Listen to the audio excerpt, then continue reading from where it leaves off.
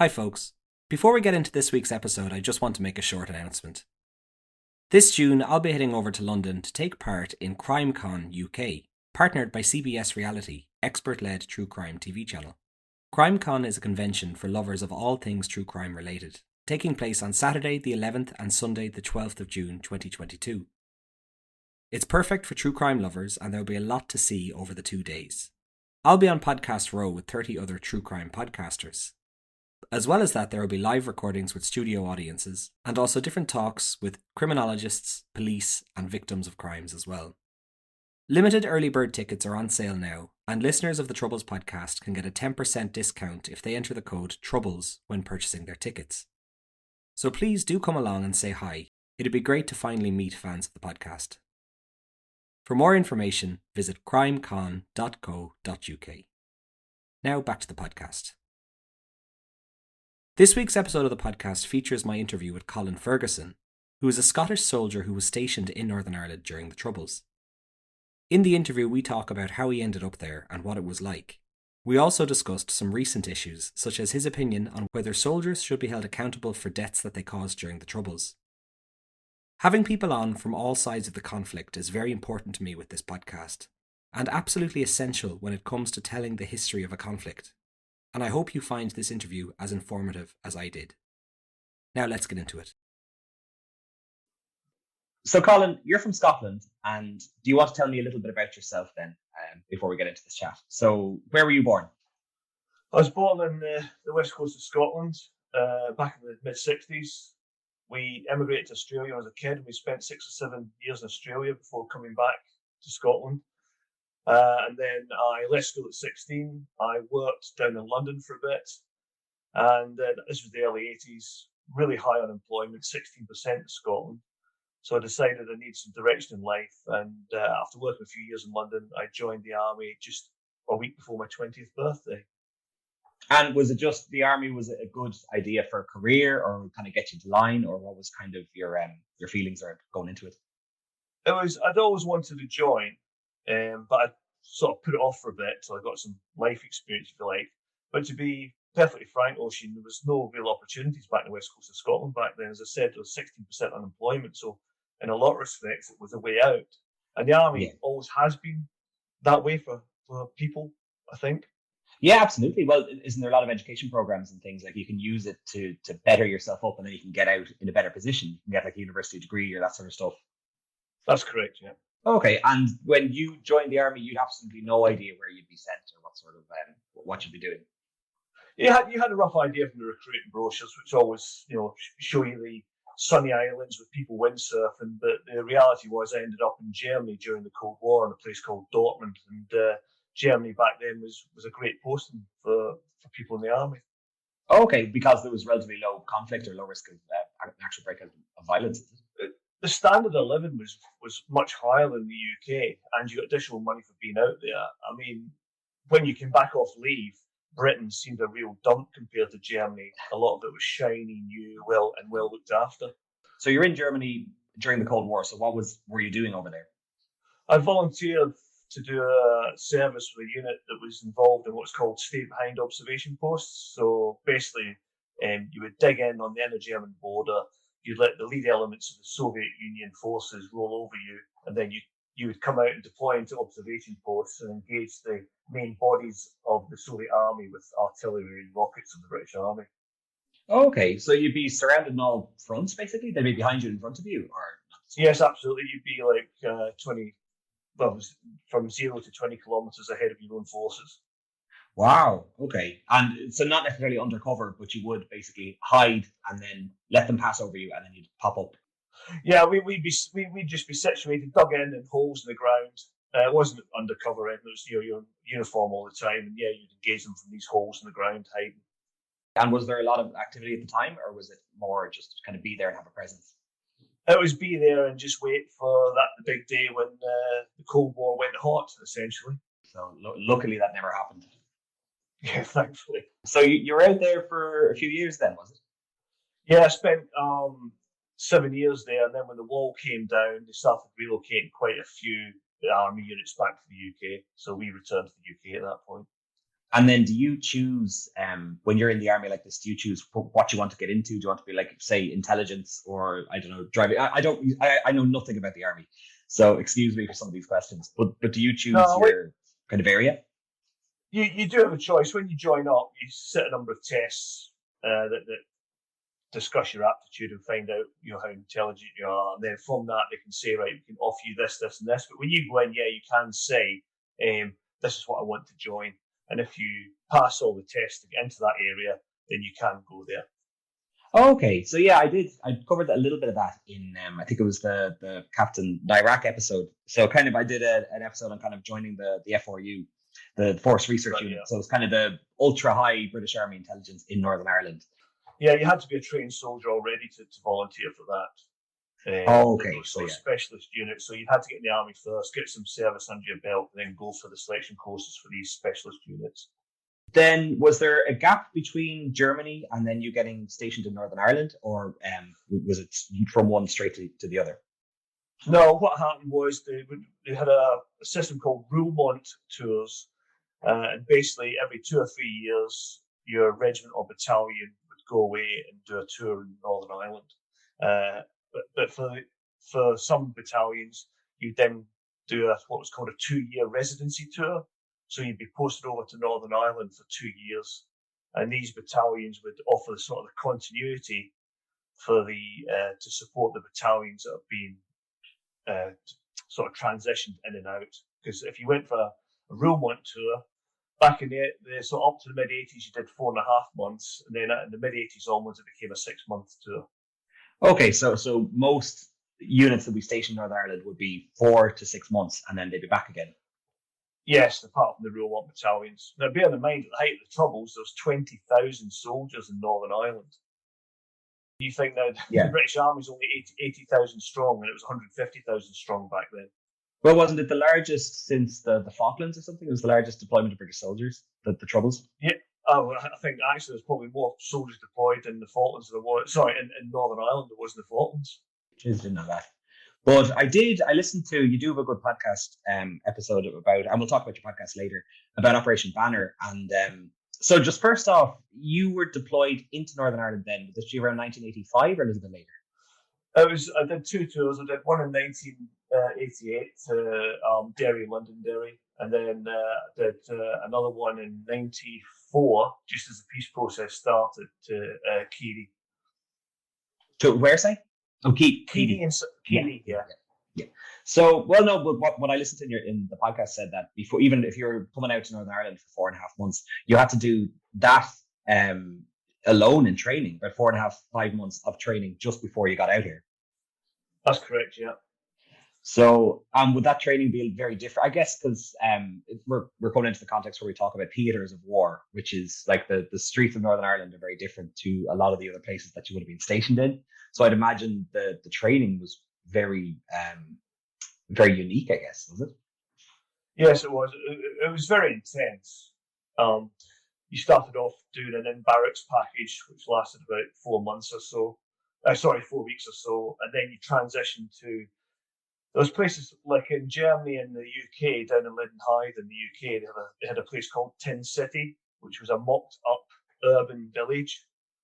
And you had a security force base in there. Other army units played the civilian population. So you'd go out, go on a patrol and carry out all the training that you'd done. And you'd live in there at the final exercise, I think you lived in there for something like 7 days, just pretending you were on exercise in you were on operations in Northern Ireland. And during that time in Tin City, you'd be subjected to everything that you could be subjected over there. Crowd disturbances, including the use of petrol bombs.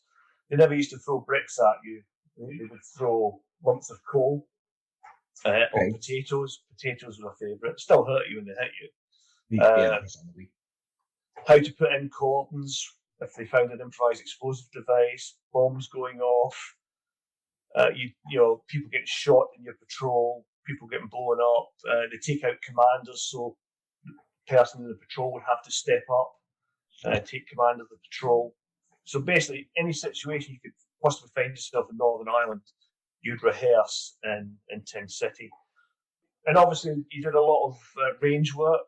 There were strict rules of engagement under what was called the yellow card, and this outlined when you could and could not open fire.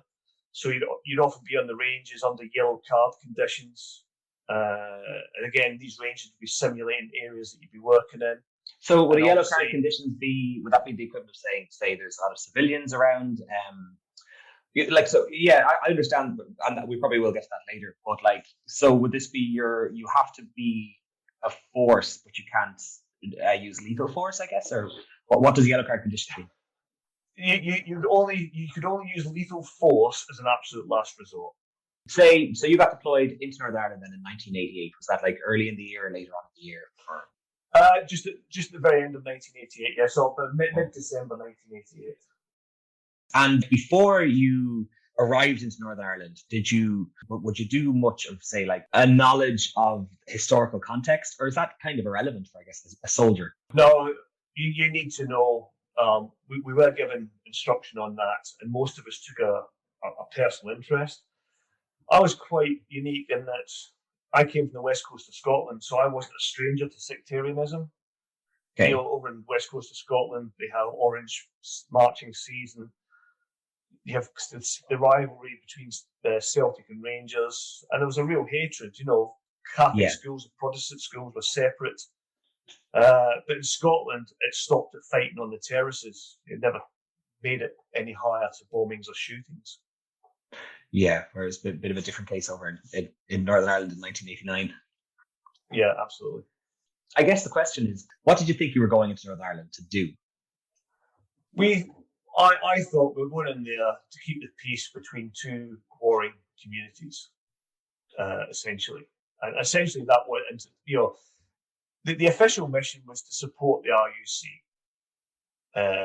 and obviously keep the peace between two communities who at that time been more or less, I know it sounds a terrible phrase, at war, but it's called the Troubles, but that's a euphemism. Yeah. So we were there to try and keep the peace between two warring communities and do the best we could in some very dire circumstances. And funnily enough, I guess, but the British government refused to call it a war. On paper, when you look at how it went down, it was. Well, I think a war is normally state-on-state declared violence, isn't it? It's like the Falklands wasn't officially a war. That's why it's called the conflict. That's because the British government never declared war on the Argentinian government. But to your point, for the soldier on the ground, for the civilian population on the ground, and for the terrorist group members, it was a war. Okay, and so you were deployed into Derry. Yep. Like I said, I'm from the Republic of Ireland, so I call it Derry. You're from Scotland, and so naturally you call it Londonderry. We're crossing all of our teams. Yeah. And I think this sums up the situation we're in my original statement. I called it Londonderry, because I'm very aware of what both communities think of that, and that's why I used that phrase. And it's funny how relevant it is today. It's still something that is quite. You drive across the border, and the London is scratched out of all the signs. So, what was your initial operation in Derry? It was just keep the peace and support the RUC. So we were stationed at a little security base called Fort George on the banks of the River Foyle. And you went in there, you took over from the unit that were in there already. And basically, we operated a cycle of 10 days city patrols, and 10 days rural patrols, then 10 days on permanent vehicle checkpoints, PVCPs. And there was 3 of them on the main transport routes into Derry. And during your 10 days on city patrols, you do 8 hours patrolling in the city, 8 hours security of the base, then 8 hours off. And how was it patrol? All 3 of those are very interesting to me. So, how was it patrolling the city, with regard to the civilian population? Nothing prepares you for it. When you go across there, it's surreal, because you're essentially, it's like walking down your own high street with a high-powered weapon in your hands. People either ignored you, or you could palpably feel the hatred. So for a young guy, it's quite a disconcerting experience when you initially deploy out in the streets for your first few patrols. And were you ever able to build any sort of rapport or connection with people, or was it people of the Catholic population just wouldn't talk to you? Yeah, I mean, all the you had your Catholic areas, the Cregan, Bogside, places like that, and yeah, no engagement at all. And you can understand that when you look at the history of what's happened. If you went to some of the Protestant housing estates, you could get a cup of tea and a chat. But you would try and engage both sides politely. But a lot of the time, yeah, you're either told, ignored, met with obscenities, or that was about the engagement you got. Where did you get things thrown at you? Like kind of you get everything from dog waste, dog crap, to bricks thrown at you. Yeah, absolutely. And at this time, were you, because just fully, the previous interview I've done on this podcast was with Richard Moore, he was blinded from a young age from a rubber bullet, or was it a baton round? I'm pretty sure it's a rubber bullet, sorry. But so were you using kind of a combination of the two? Were you fully armed, but also with what they called non-lethal rounds, but which ended up being quite lethal in the end? But were you used both at the same time, was it? Well, you had we operated in what was called a multiple of 12 soldiers, and there was 3 4-man patrols in this multiple. The multiple itself was led by a sergeant or a young officer, and each of what was called bricks, the 4-man teams, were led by a corporal or a lance corporal. But you all had what the standard British Army rifle, the SLR. I think you carried, I think it was about 80 rounds, and one of the people in that patrol was designated the baton gunner, and he carried the baton gun, and that was there in case you got into a sort of a riot situation, and that was generally when baton rounds were fired. Yeah, for crowd dispersal, I guess that's what it's called. Yeah, crowd dispersal, crowd control. And do you think, because they basically historically they've gone down pretty horrifically, baton rounds, but do you think that the likes of yourselves would have known how lethal they ended up being, or were they, look, anything is better than a real bullet? Was that kind of the logic? Or well, I think just to put it into perspective, we deployed out there for 6 months. We had multiple contacts with IEDs, etc. We had 2 of our unit killed, and half a dozen so badly wounded. I mean, 3 or 4 of them were so badly wounded they were invalided out of the army. But nobody in our unit fired any live rounds or baton rounds during that 6 months. As for training on the baton round itself, yeah, you see comprehensive training on them. They were supposed to be fired at people that sort of the waist down on the legs. Yeah. And generally speaking, what they were there for in the riot situation was you would identify. They were used for crowd dispersal, just to give you a breathing space to get away if you could. Or if it's a riot control situation, what you would do is you would identify a ringleader, and a baton round was used to take him down, and then a snatch squad of 2 or 3 would go out and grab him and bring him back into the cordon and arrest him. So that was sort of the intentions behind them. Yeah, and they were meant to bounce off the ground first, wasn't it? They weren't meant to be. There was 2 versions. If I remember the original one that came out, I think, again, as I'm scanning my memory back in time here, but I think you meant to bounce them off the ground. The later ones, which were called FRGs, made by Heckler and Koch, they were designed to be fired. They were a lot more accurate and designed to be fired at people directly. Yeah. And there was minimum engagement distances as well. You had to be a minimum of, I can't remember, I'd say, for example, 25 meters away. You weren't meant to fire any closer than that, because that's when they became really dangerous.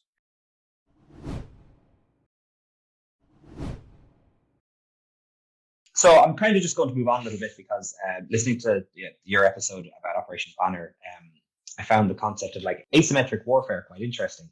So I understand asymmetric warfare is when 2 forces are engaged in warfare with each other, but they're drastically different sizes. Would that be correct in saying it, or is it different?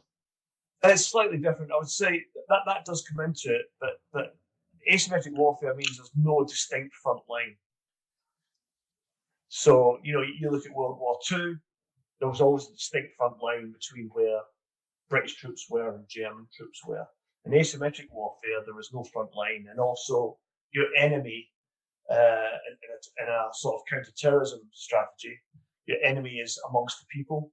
So it makes me flashbacks of like the likes of Vietnam, I guess, in a way. Yeah, it's again. Yeah, so there was two sides to Vietnam. And you had the NVA, which were uniform, and then you had the Viet Cong, which weren't. So you could probably say that the Viet Cong were fighting an asymmetric warfare, but the NVA were fighting more of a traditional warfare. But again, in Vietnam, the front line was fluid. There was no proper front line in Vietnam either. But I guess in your eyes, when you're doing patrols on the streets of Derry, every person you look at could potentially be, did you have that mentality in your head at all? Oh, absolutely. You went out there as soon as you left the front gates. You were hyper alert. Every bin could have held a potential IED. When you crossed the road, you did it in a controlled situation tactically. So you always had one person on the ground scanning the area to make sure you were safe. When you stopped for a couple of minutes, you were doing checks around you to make sure you're looking for wires or disturbed earth or maybe a brick out of place. As you're constantly patrolling along, you're thinking, right, if I get engaged from now, I'm going to go to my right here. There's a fire position, I can take cover in there. So your mind's in overdrive all the time you're on patrol. But if I was to ask you then, how was it engaging with the IRA? I'd imagine you still probably had some sort of, interactions with them, I guess. Yeah, there's all that. I think every terrorist campaign starts off with the terrorists taking on the army at a shooting game. And that never works out because you're never going to beat an army, a professionally trained army, just by shooting at them because they'll invariably get the jump on you. And you see that in Iraq and Afghanistan as well. And then you end up this circle of development and violence whereby the IRA are developing techniques and new bombs and new methods, and then the British are catching up on those tactics and developing tactics, techniques, and procedures in order to defeat them, and it's constantly evolving. And the IRA were a very good, efficient, and professional organisation at how they went about the business, and they were not to be underestimated.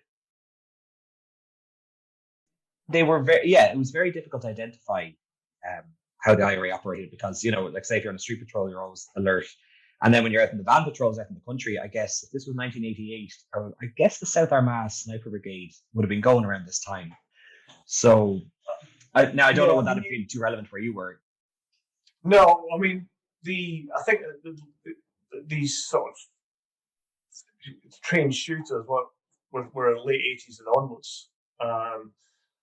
But a lot of these shoots were done at distances that were like a couple hundred meters. An army sniper will shoot out to hundreds of meters, but a lot of these guys got in quite close.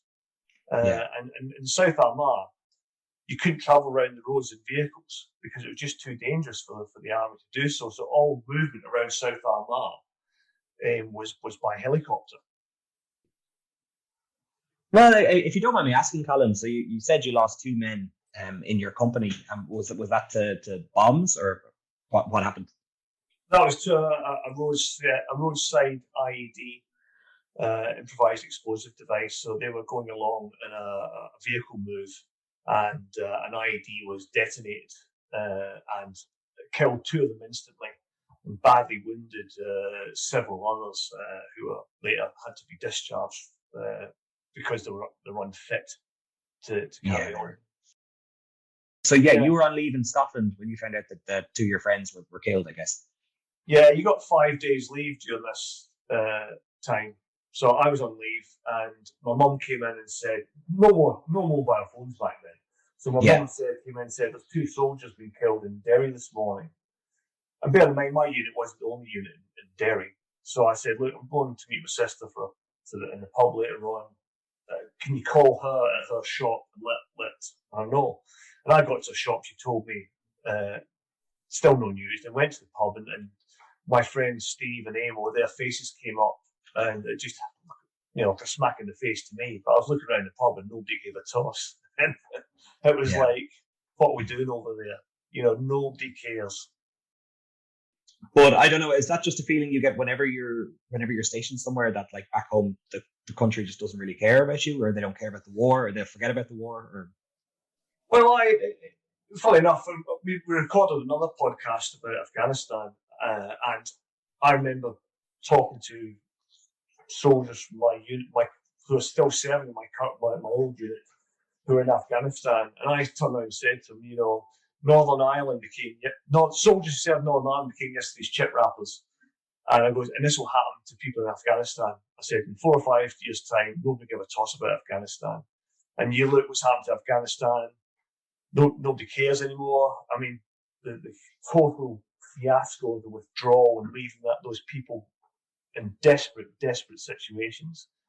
And it's politicians, and as you become older, you realise politicians are only in things for themselves. They don't really care about the people.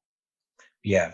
And do you feel that yourself, like you're, over the past 20, 30 years, do you feel like as you soften in your older age, like most people do, if you don't mind me saying? No, I think you're right. I think that's why being a soldier or even being a terrorist requires young people, because they're idealistic and,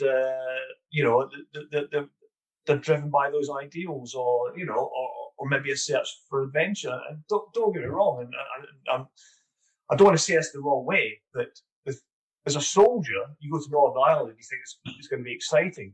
It's what you want to do. And I would say that's probably the same for young men that joined the provisionals or the Protestant terrorist groups.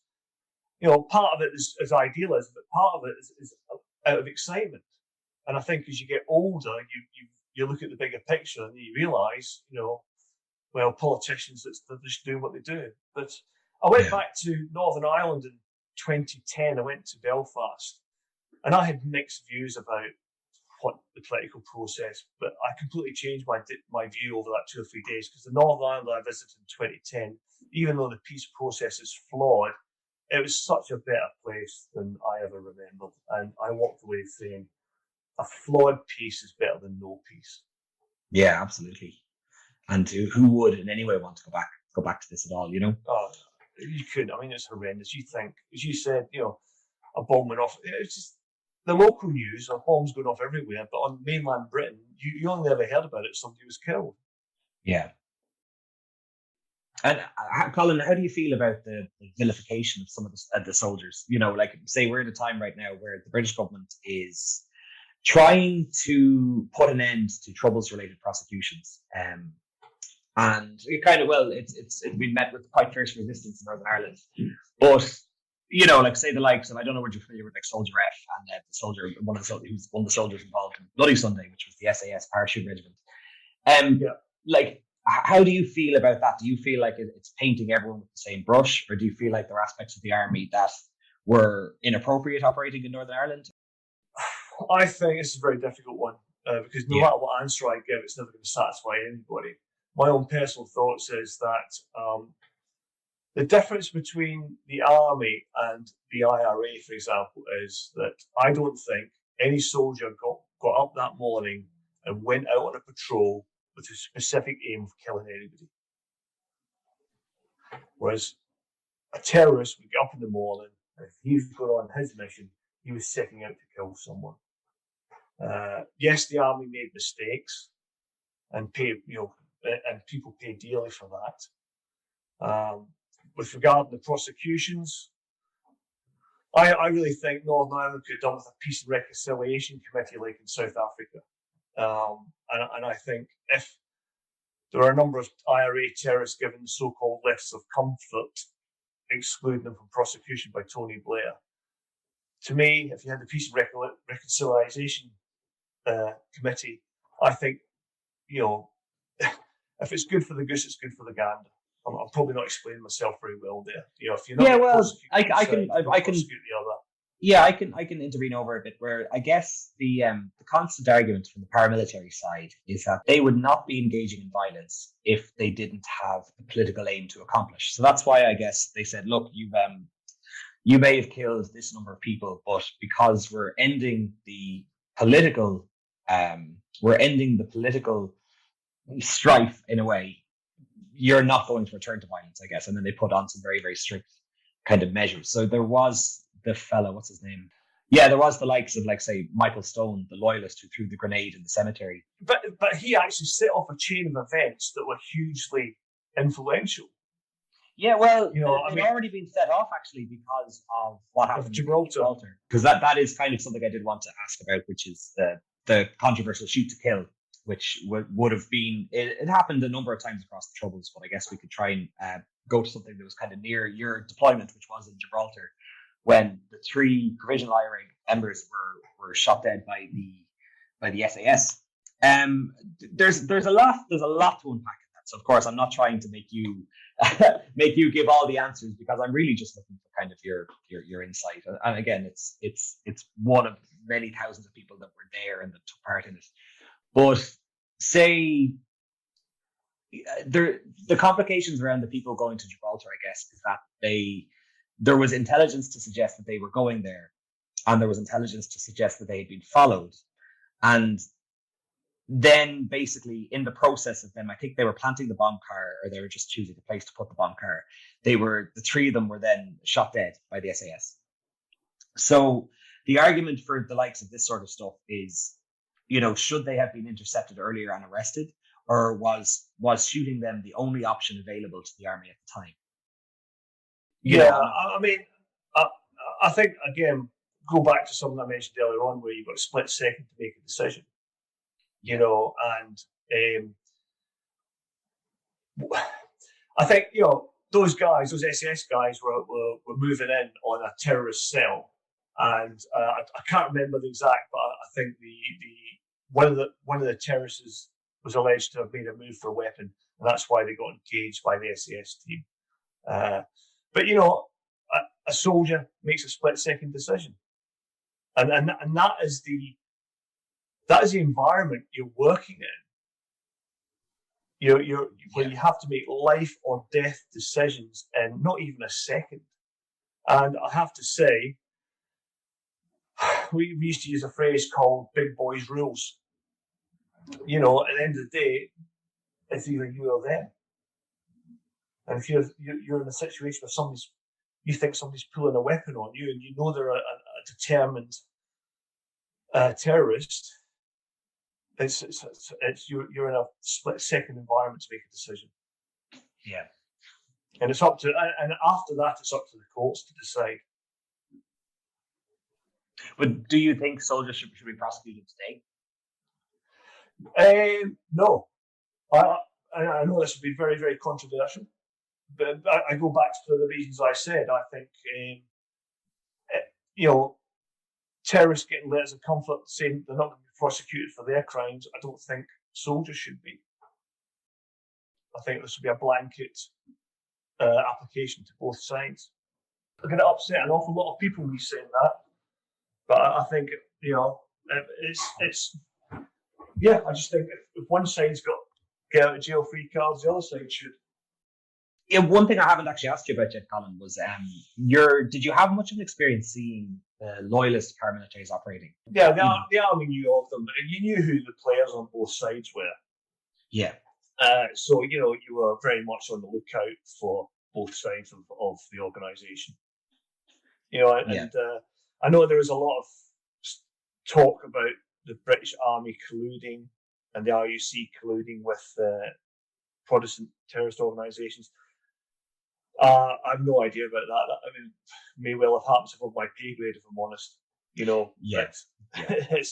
I go back to that phrase, the dirty war. You start getting into the intelligence side of things, it's very murky. We were aware of who the terrorists on both sides were. Yeah, and you probably wouldn't have been aware of the double agents then or anything. That would have been kind of, if somebody came into you, if they walked into you and they're like, "Hi, I need to speak to someone," you'd just be like, "Right, go that way." That's a whole different, just a whole different thing, I guess. That never happened to me, but if you knew what to do if that situation arose, where you would point people. Yeah, you knew where to point people, where to go. And you bring up an interesting point here. There's two sides to the campaign in Northern Ireland. There was what we call the Green Army, the soldiers on the streets. We used to joke and call ourselves Figure 11 targets. Figure 11 is a type of man-sized target you get in an army range. We used to refer to ourselves as figure 11s for the IRA. And then you had the behind the scenes war, where you'd have the intelligence war and the undercover operations. Yeah, which were just absolutely rampant. Like I said, I did in Iraq this season. I also did Steak Knife, and Steak Knife it's amazing how, I guess, infiltrated the IRA was at one point. You do forget that being paramilitary doesn't pay very well. And now there's an argument that this was, a propaganda piece put out that the IRA was full of holes. But from the extensive research that I've done for now, there was a lot of double agents, and there was a lot of just people who were informing in some way on their neighbor or on the goings on in the area, I mean, go back to what we talked about a couple of seconds ago. The British Army soldier in uniform on the streets of Northern Ireland did not win, or did not get to the stage where they were defeating the IRA. It was the intelligence war behind the scenes that was doing it. And your family back home, when they knew you were on the streets of Derry, were they worried about you more so than in other places you were stationed, or? That tour of Derry I did was the first time I'd been away in operations. So yeah, and it's hard for people who didn't grow up during the Troubles. There were bombs going off in the UK mainland. It was a very extensive terrorist campaign. So soldiers were getting killed every year. And so yeah. So when I went out there, my family were very worried about what I was getting into. That I just want to ask, this is just a bit of a silly one, but when I was younger, I did this amazing kind of adventure trip down in Guyana, in the northernmost tip of South America. And out there was a man by the name of Ian Craddock, who's former SAS, and he's the person who runs all of these adventure expeditions in South America. And he was the boss of Bear Grylls, which I thought was very interesting. And they used to call over to Bear's house and meet Lady Grylls, which is Bear's mother. I always thought it was a great name, Lady Grylls. But Ian told me he was stationed in Northern Ireland during the Troubles, and he said that when he got blown up once, so he was in one bombing at one time. Now, and this is what I'm trying to see off you. What's your opinion of this? But he said that when he went to the hospital after the bombing, he was begging the nurse to give him more stitches because the British Army paid more per stitch. So does that sound like complete BS, or is that a real thing? No, I think he's truthful. I think you could, if I remember correctly, you got criminal compensation from the police for injuries received. So if I recall, I think if you were injured in a bombing or you got a brick in the head, you could claim compensation under criminal injuries compensation. Okay, so he was telling the truth. I think he was telling you the truth. Yeah. He passed away there a couple of years ago. He was an amazing, just his sense of adventure down in South America was really, really fascinating. Colin, I have a couple of Instagram questions from my followers, if you don't mind. Yeah, fire away. And I got one asking about the drug culture in the army. Did you see it? Was it bad, or was it just as normal as any other kind of job, or as normal as any other? What back in the 80s? Yeah, back in the 80s, I would say, from my own personal experience, the main drug in the army at the time was alcohol. Okay. There was a big drinking culture in Germany with alcohol. And in the late 80s, they introduced compulsory drug testing. But guys used to go to Holland. No, this wasn't like rife. One or two guys would go drive to Holland and maybe have a spliff in the one of the cafe bars there. Yeah, so that's people doing that for decades. Exactly. That was the extent of it. But yeah, drinking. Well, there was a massive drinking culture in the army in Germany. Yeah. But saying how would you say if you're stationed in Derry? How do you can you go out? You can't go out in the city and have a few pints, can you? Just not in uniform. No, there was no drinking allowed. You couldn't drink when you were on tour there, and you couldn't go out. If you're in the resident battalion that was there for 2 years, there was areas you could go to, but not if I recall right, it wouldn't be Londonderry, it'd be more safer areas. Because if you look back at the early days of trouble, soldiers were kidnapped off the streets and murdered as well. Oh yeah, and look, if there was any bar that was known to take soldiers, it'd be a massive target bar if they knew that British soldiers were stationed there. But so the podcast I was listening to, Colin, it wasn't yourself then that got blinded, was it, or was that the person you were talking to, just temporarily blinded in the attack?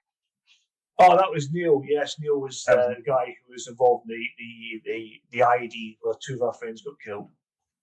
And I found that interesting that Neil explained, like, so the first hospital they went to, so to instantly try and, you know, save their lives, they're in a hospital, but they were treated very, very well by the Protestant nurses. But then the shift change happened and the Catholic nurses came on. And the Catholic nurses basically, like, one of them stuck a thermometer through the lining of his neck or something, and they knocked him over. And so it was completely different, like day and night, when the shift changed for the and that was the first time I'd heard of that, which was interesting to me as well, that you had that. Again, it speaks to the hatred in the communities. It speaks to my attitude. You know, when you asked me what I thought about soldiers being prosecuted, I was initially quite hesitant to. You're always answering questions when it comes to Northern Ireland, trying to be the voice of reason, and then you asked me out bluntly, did I support it or not? And I thought, no, I'm going to nail my colours to the mast here. And I said I did. Well, the last thing I want to do is ask loaded questions, but you know, I think I'm not emotional. I'm just saying it's these are complicated conversations we're having and difficult. And you know, I think when Neil was telling me that, even I didn't know how the nurses were like that. And it's you know, you've grown up in the south. I've you know, I did those tours there, and it's I don't know if a listener who hasn't got your background and my background would even understand what we're talking about here, the sort of emotions behind it. Yeah, no, absolutely. And you know, the historical context and everything back 600 years and all this sort of stuff. You know, like there was something I read that, like, Ulster before it was the plantation occurred, you know, it was the most Gaelic, it was the most Irish part of all of Ireland. And it was also the one that was just hit the hardest, I guess, with get off our land, or basically given no chances from 600 years ago. And that came to a head, obviously, with the civil rights movement in the 60s, you know. Yeah. And the plantations, that's why the west of Scotland has such a link with you know, that sectarianism, because a lot of the plantations, a lot of Scottish people involved in that. Yeah, I didn't realise until I saw it in a documentary that, like, Martin McGuinness and Jerry Adams, they're both Scottish names. You know, I didn't know that. Right, yeah. So but then again, you know, this is the age of empire, isn't it? Because you think the plantations, they don't call them the plantations in Scotland, you call them the Highland clearances. Yeah, so okay, because I did a chat with a Scottish lady a while ago, and she explained to me the Highland clearance, and I wasn't sure if that. So the Highland clearance led to the kind of, I guess, what we call the Cromwellian plantation. That was in around the was it the 1600s or the 1400s? But did one lead to the other? Do you know? No, they were two separate, but you know, it's part of how England ruled its road at the time. So, you know, following Culloden, and I hope my history isn't too sketchy here, but you know, following Culloden and the putting down of the Scottish Rebellion, they, you know, replaced the population with sheep essentially, and that's why you get such big Scottish communities in places like Canada, because they're moved off the land. Yeah, it was cheaper to keep sheep on than tenants, I think, wasn't it? Or it was. Yeah, absolutely. Yeah, and they were forced off. I mean, not to the extent of the horrific potato famine and all the rest of it over in Ireland, but yeah. So British history and how the English treated their Gaelic communities is very interesting, shall we say? Yeah, well, like, say, Northern Ireland was primarily settled by Scots, and if it's these Scots who were forced off their land, it's how you can see that still today, you know, that they feel tethered to the land that they have so much and so intensely, you know, because of the historical context on both sides. You know, both in a sense were kicked off their own land. So what and they you can see it coming to roost now in Scotland and even Wales with the devolved governments. You know, in some respects, you've got Northern Ireland and Southern Ireland where the whole unification piece is gotten a bit quiet, but then the volumes turned up in Wales and Scotland. Yeah, and there's a real anti-English feeling in parts of Scotland. Well, I guess Scotland was dragged into a Brexit that it didn't necessarily want, or that the majority of it didn't seem to want. You know, that's correct. Yeah, they voted against it. So it's amazing. We could sit here for the next 3 months for a permanent conversation, Oisin. These little tentacles of history that spread out from Northern Ireland they're very far-reaching. Yeah, absolutely. And again, like one of the things I find very interesting is just like, well, I just did an episode on Edward Carson, kind of the birth of unionism, I guess, or he was known as the father of Northern Ireland. But a lot of his concerns, a lot of the signing of the Solemn League and Covenant and all this sort of stuff, I think around 1914, very, very similar to the DUP's reaction to Brexit and how they feel like, and how all of their anger is based on the English government and saying, you're leaving us alone, you're abandoning us, So, and this damn near the same fucking argument happened 100 years ago. So that's one thing I find interesting, how it's just repeating itself, just with different names and slightly different players, but it's still exactly the same kind of circumstances. One of my favourite quotes about Northern Ireland was, I think it came from Churchill, who said, every time you find an answer to the Irish question, the Irish change the question. It's a tough one. But I think that could apply to Scotland as well. Yeah, absolutely. I could. Oh, will I do one more? I'll do one more question then, Colin, if you don't mind. Again, I could keep you for hours, but I suppose we'll try and keep a bit of structure on this. I understand that you feel there should be there should be a fair split. If the paramilitaries are released, then the soldiers should necessarily have the same sort of amnesty, I guess. But apart from that, how do you feel about the peace process in Northern Ireland itself? Do you think it came at the right time? Do you think it was the best of a bad situation? I think that for the most part, British soldiers were very against the Good Friday Agreement. Yeah, I mean, initially I felt we'd been sold down the river by the government, and I had friends killed and seriously injured out there, as we've discussed.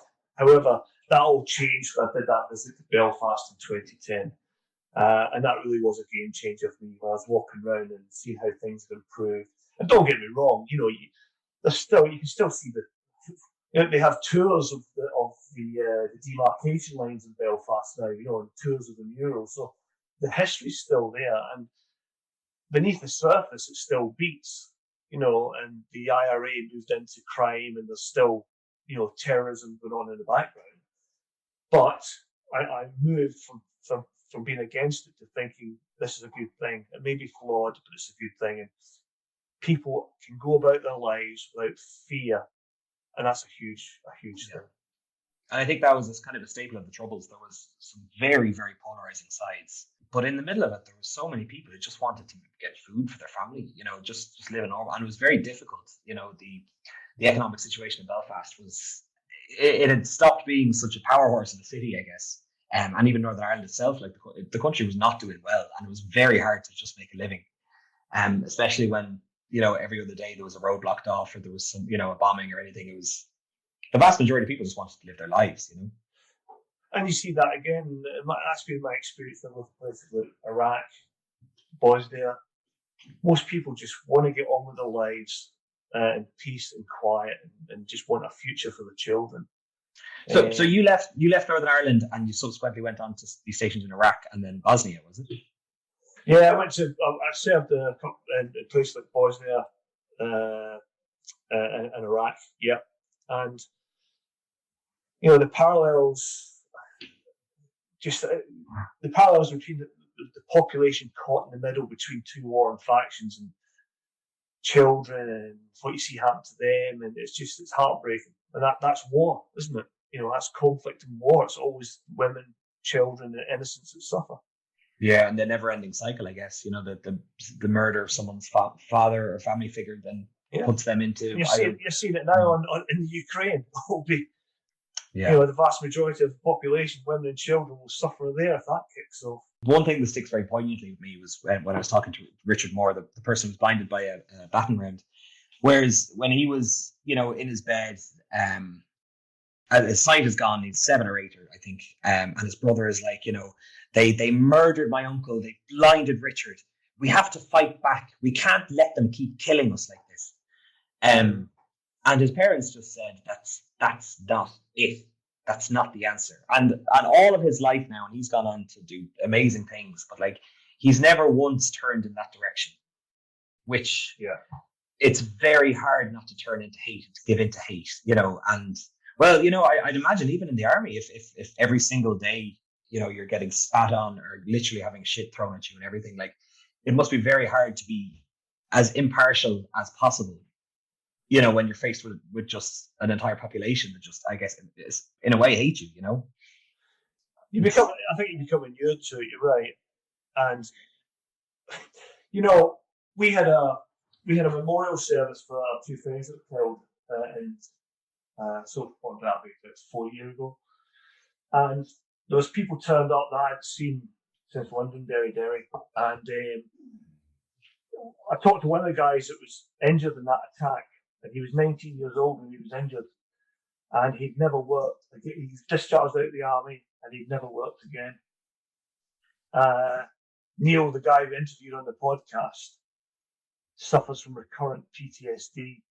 Now, I'm not trying to say this is not about whataboutery. The point I'm making is the suffering goes on long after the event for people on both sides. Did you find there was any trouble? I guess because you're in 4 different theaters. I guess. Did you find that is it tough to come home and just live a normal life after being in the army like this? I think you have to take some time. I mean, when you had your 5 days off for leave, your R&R from Northern Ireland, and I came home for 5 days, you're absolutely wired. All your senses are wired, and you're walking down the street and you're still that hyper alert. So it's hard to explain. And then, well, I guess because Northern Ireland is so, like, I guess, say Iraq is a vastly different place. But when you're operating in an area that is just like your home, I guess it's eerily similar. Yeah. Oh, good example is, when I went to Belfast in 2010, I got off the aircraft and went to the hotel and went for a walk around the streets. I felt exposed walking around the streets. The voices, the accents were like freaking me out. Yeah, it just brings you straight back, I guess. Yeah. That's like 16, 17 years since I'd been there. And I was like nervous. Yeah, really surreal. Yeah, I can only imagine. Absolutely, the remnants of the past, I guess. Yeah. But I think that's it, Colin. I think I'm all out of questions unless there's anything else you'd like to say. But thank you so much. For giving me the opportunity. Oh, actually, if you wouldn't mind, Colin, could you maybe tell the listeners a little bit about the podcast that you have? Oh yeah, thank you, Oshin. So it's called the Unconventional Soldier Podcast. We cover a bit about the unit I told you about that involved the stay-behind role against Soviet forces. And then we cover a whole host of other subjects, including Operation Banner. We've got a podcast on that. And if you look for the Unconventional Soldier Podcast on Spotify or wherever you get your podcast from, you should be able to find it. So